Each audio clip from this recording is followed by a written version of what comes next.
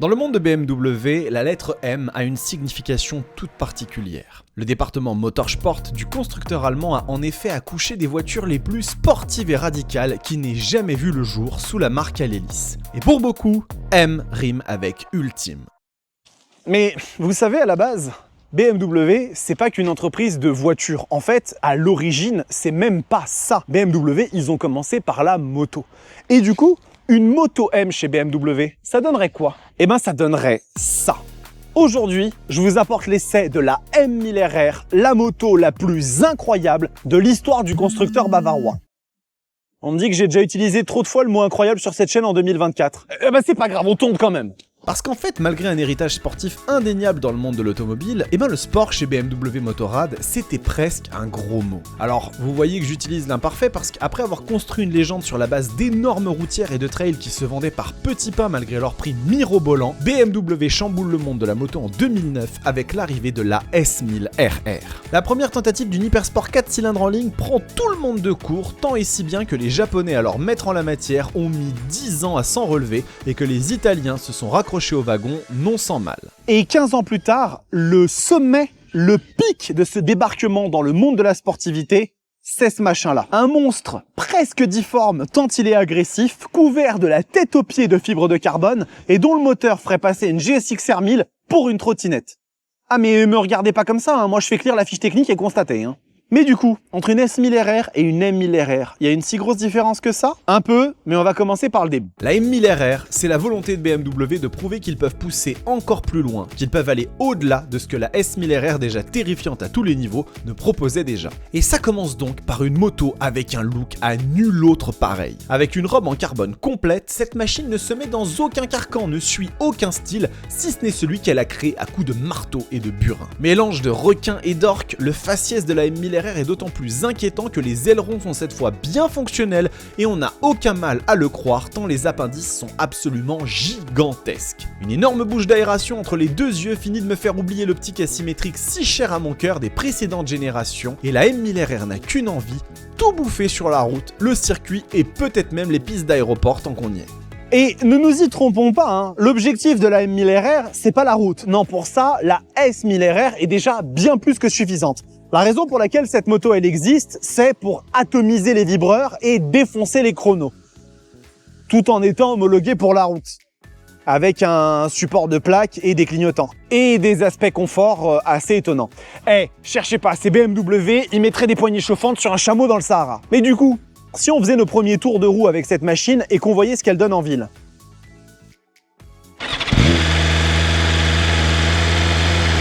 Ce qui est sûr et certain déjà dans un premier temps, c'est que vos voisins vont pas vous apprécier. Cette position de conduite, je vais vous le dire tout de suite, elle est sensiblement plus radicale que celle d'une S1000 RR qui pourtant est une moto déjà hyper sportive, donc par définition une machine qui n'est pas extrêmement agréable. Mais sur la M1000 RR, on est bien plus haut au niveau de la position, le cul est beaucoup plus élevé par rapport à l'autre machine, on est vraiment sur une position qui est encore plus à l'attaque. Je dirais qu'elle est peut-être un peu moins agressive que celle d'une Panigale et encore c'est kiff-kiff. Au niveau des suspensions, en fait cette moto n'a pas de suspension semi-active pour la bonne et simple raison que l'idée ça reste de gagner du poids. Donc forcément on se débarrasse de tout ce qui peut être superflu et pas adapté à la compétition. Du coup on sent quand même qu'au niveau de l'amortissement, la M1000 RR c'est pas la même tasse de thé que la S1000. On sent vraiment qu'on a beaucoup plus d'aspérité, que la machine est plus ferme. C'est bien évidemment ce qu'on recherche sur une moto comme ça, on veut qu'elle soit le plus précise possible, qu'elle donne le meilleur retour d'information. Donc ça fait un peu mal. Et puis bon, il y a autre chose, c'est que la S1000 RR c'était une moto qui m'avait surpris par son absence de dégagement de chaleur, ou tout du moins un dégagement de chaleur beaucoup moins élevé que par exemple la Panigale, qui elle était vraiment assez énervée à ce niveau-là, à tel point que ça en devenait quasiment insupportable en ville et difficilement supportable quand vous roulez sur l'autoroute. Sur la M1000 RR, en fait, on a quand même beaucoup plus de dégagement de chaleur. Même quand on roule sur vitesse normalisée, à 110-130, on sent quand même que la moto, elle n'est pas faite pour ça.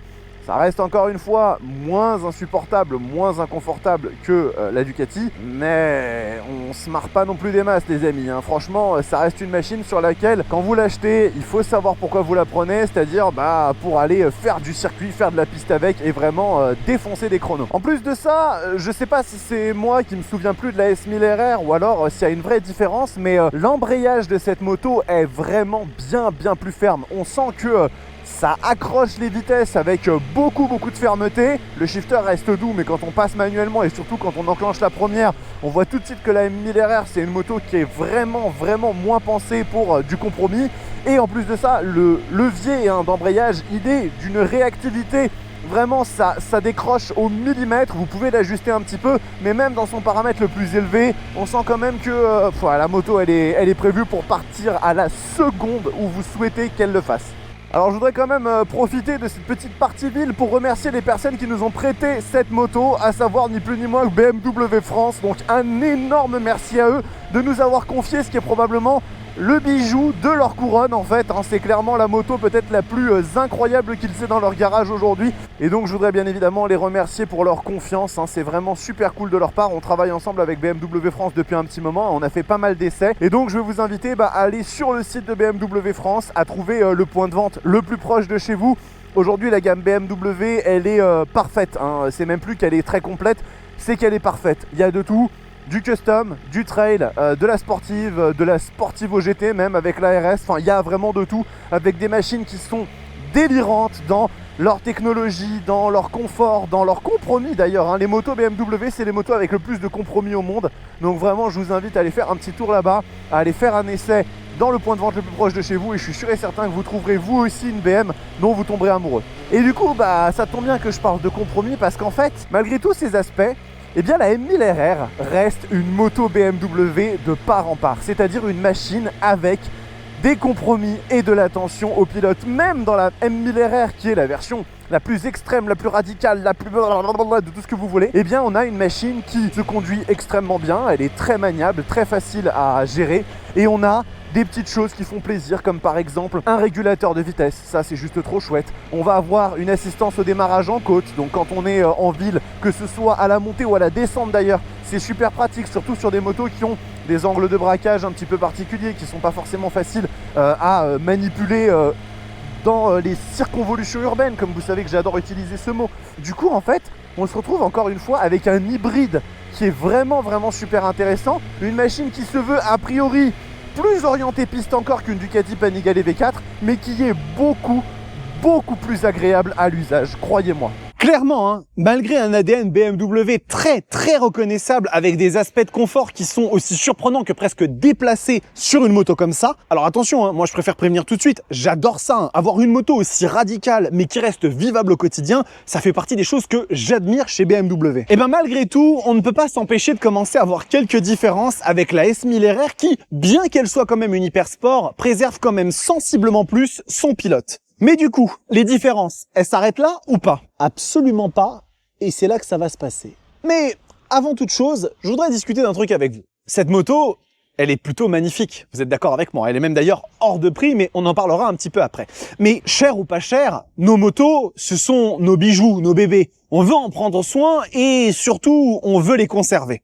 Le problème, c'est que le vol de moto, c'est devenu quelque chose d'aujourd'hui d'ultra commun. À tel point que avoir une moto sans posséder un appareil pour suivre où elle est, c'est quasiment devenu une hérésie. Et ça tombe bien parce que cette vidéo, elle est sponsorisée par Monimoto et leur nouveau tracker, le Monimoto 9. Alors, des trackers dans le commerce, il y en a plein. Qu'est-ce qui fait la différence avec ce produit particulier? Eh ben en fait c'est simple, déjà de base ce produit il est autonome, ce qui veut dire que vous n'avez pas besoin de le brancher sur une batterie. Ce qui est plutôt pratique quand vous voulez le cacher là, ou même là, c'est vous qui voyez. Et surtout si vous changez de moto, comme ça m'arrive moi qui le fais 75 fois par mois, enfin peut-être pas autant mais quand même, eh ben c'est extrêmement pratique. En plus de ça, l'autonomie de ce produit, elle est de 12 mois, ce qui fait que vous êtes quand même tranquille pendant un bon moment. Et en plus, si jamais quelqu'un essaye de vous voler votre moto, ou alors ces putains de gosses qui tournent autour, eh bien vous recevrez un appel téléphonique directement pour vous prévenir, plutôt qu'une notification qui ne sert à rien parce que de toute façon, vous avez mis votre téléphone en silencieux. Vous avez à l'achat 2 mois offerts sur l'abonnement eSIM qui est nécessaire pour pouvoir faire fonctionner le produit et qui coûte 39 € par an, ce qui est vraiment pas cher payé. Et en plus de ça, avec le code ROADSTERSTV, vous avez 10% de remise sur l'achat de votre Monimoto pendant 30 jours à compter de la sortie de cette vidéo. Oui, je sais, on fait profiter la communauté. On parlait de quoi déjà à la base? Ah oui, le moteur de ce monstre. Quand on prend le moteur de la M1000RR, on pourrait a priori se dire que BMW ont été fainéants. En effet, on retrouve la même architecture, la même puissance que les modèles les plus récents. On se calme, hein, on dirait que je dis ça comme si c'était un truc normal, mais le machin sort quand même 212 chevaux. Mais en fait, il y a plein de détails subtils sur ce moteur qui en font presque quelque chose à part. Rapport de compression différent, bielle et soupape en titane, en fait, le bouilleur de la M1000RR, c'est quelque chose d'assez différent. Et comment ça s'exprime sur la route? Bah en fait, ce moteur, il s'exprime comme ça.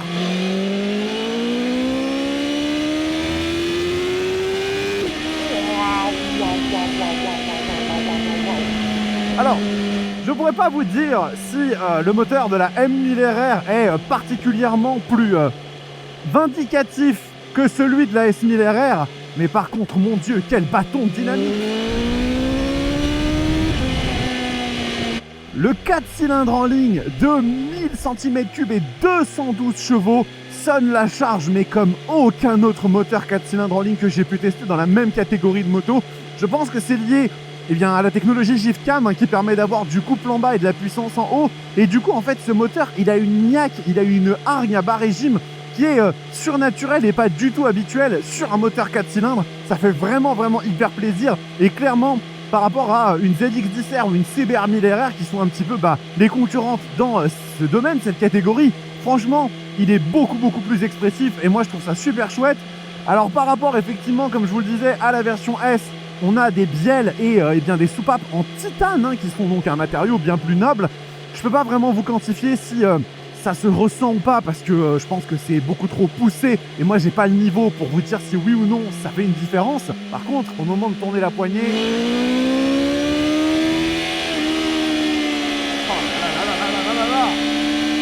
Allez.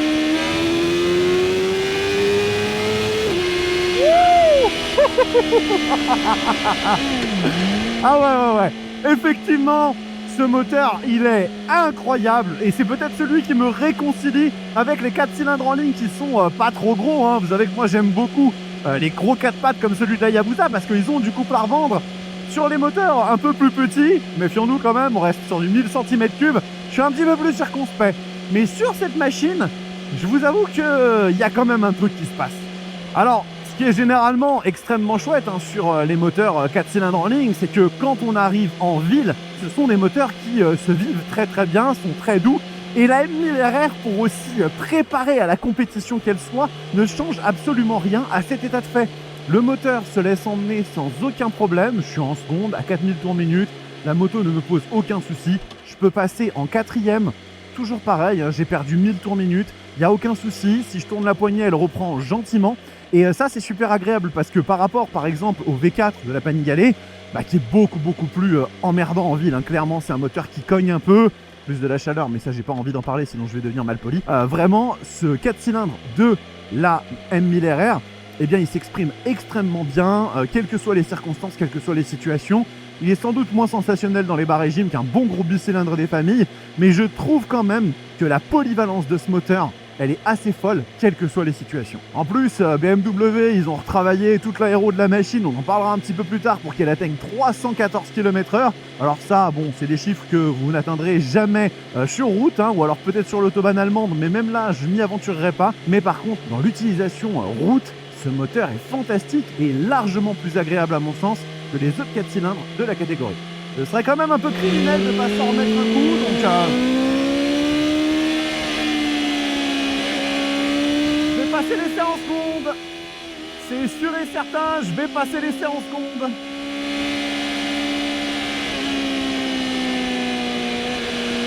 Oh là là. Qu'est-ce que ça hurle là.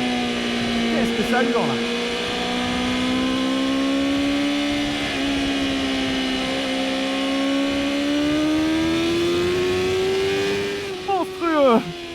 clairement, vous avez pu le voir, le moteur de la M1000RR, il n'est pas là pour rigoler. Mais alors, genre, pas du tout. Mais sur une Hypersport, le moteur, c'est pas le truc le plus important. En fait, c'est même le truc le moins important. En tout cas, si on le compare à la partie cycle. Et vous allez voir que par rapport à la S1000RR, eh ben, la partie cycle de cette moto, elle est un peu particulière. Bon, je pense quand même que avant toute chose, une démonstration sera plus parlante qu'un long discours.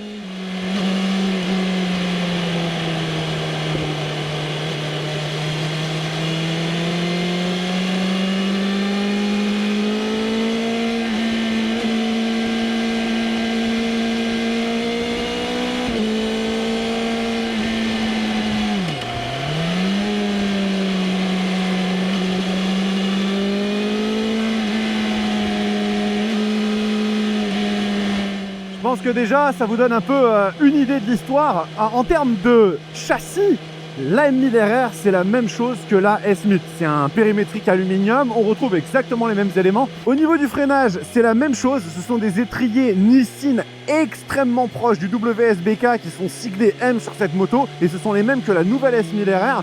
En termes de freinage... Ouais, en termes de freinage, c'est monstrueux. C'est vraiment pire presque. Non, c'est pire que du Stylema. C'est vraiment plus violent que du Stylema. Alors, pour certains, ça peut paraître extrêmement dérangeant parce qu'ils sont très puissants, très vite. Vraiment, ce sont des freins qui sont là pour t'arrêter. Pas pour être dosables au millimètre près. Ils sont vraiment faits pour t'arrêter très fort. Et là-dessus, ces étriers de frein, ils marchent extrêmement bien. C'est vraiment incroyable. Après, il y a des choses qui changent sur cette moto par rapport à la S1000RR. La première, c'est l'absence de suspension semi-active, encore une fois, puisque la moto, elle veut gagner du poids. Et du poids sur cette M1000RR, on en a gagné beaucoup. Avec le pack compétition, cette moto, elle pèse moins de 170 kg à sec, donc 192 kg en ordre de marche. C'est monstrueux, puisque, comme vous le savez peut-être, ces jantes, elles font partie de ce qu'on appelle les masses non suspendues. C'est-à-dire, en fait, des éléments qui sont avant la suspension de la moto. Et ces éléments-là, en fait, plus ils sont légers, plus ça donne une agilité monstrueuse à la machine, parce que en fait, plus vous roulez vite et plus on va dire que le poids que vous gagnez sur ces pièces, eh bien, il se ressent. Et la conclusion de ça, c'est qu'en fait, la M1000RR, c'est juste une ballerine en fait. C'est une moto qui a l'agilité d'une 600 cm3 dans un moteur qui est tout simplement démoniaque. Franchement, je sais pas si moi, à mon niveau, je peux ressentir la différence avec la S1000RR. Tout ce que je peux vous dire, c'est que factuellement, c'est bluffant d'efficacité. Et puis en plus de ça, on a ce carénage qui est bien plus enveloppant que celui de la S1000RR. En réalité, il a été retravaillé. On le sent au niveau des jambes et des genoux quand on vient poser les pieds au sol. Il est beaucoup plus enveloppant. La tête de fourche est impressionnante, elle est plus haute, même la bulle, ce qui permet en fait de gagner de la vitesse de pointe sur cette moto. C'est vraiment très impressionnant. Et en fait, au final, l'ensemble de ces éléments font que, en termes de partie cycle, cette M1000RR, elle fait juste partie des toutes meilleures de sa catégorie. Bon, vu le prix, c'est un petit peu normal aussi, mais c'est un régal, c'est un vrai régal. Alors attention quand même, petite chose à retenir et à savoir sur les jambes de cette moto qui sont en carbone, c'est qu'en fait le carbone, c'est une matière qui résiste beaucoup mieux à la torsion que l'aluminium ou l'acier. En fait, pour tout ce qui va être contrainte mécanique pendant le roulage, ça va être bien plus intéressant. Par contre, c'est beaucoup plus sensible aux chocs et aux impacts. Donc ces jantes-là, évitez de rouler avec sur des endroits où la route est un petit peu déformée, à des bosses ou des petits soubresauts, parce que ça peut vraiment abîmer très rapidement les jantes de la moto. Après, en même temps, c'est pas pensé pour aller dans les chemins une M1000RR, donc peut-être que mon argumentation ne servait à rien ici. Encore un tout petit peu de courbe ici avant d'arriver à la vallée de Chevreuse. Ça fait toujours plaisir. Et elle est vraiment incroyablement agile cette moto. C'est dingue. On n'en attend pas moins de l'épouvantail suprême de la catégorie sportive de BMW. Mais waouh, c'est bluffant. Bon, du coup, on va voir un petit peu ce que ça donne sur les tournants de la vallée de Chevreuse. Un bel exercice quand même pour tester l'agilité d'une moto. Alors l'aborder en quatrième, c'est peut-être un petit peu ambitieux. Toujours un petit peu particulier les sportives en fait, la façon comme elles se placent. Mais bon, déjà vous avez vu le 37 degrés. 37 degrés commence à faire un peu chaud, je vous le dis tout de suite. Ah ouais, ah ouais, c'est vraiment extrêmement agile et facile à emmener, à tel point des fois que je me rapproche un peu trop des bandes blanches, tellement la moto en fait elle penche facilement. Ah ouais. Hein, oh, c'est hallucinant. Incroyable.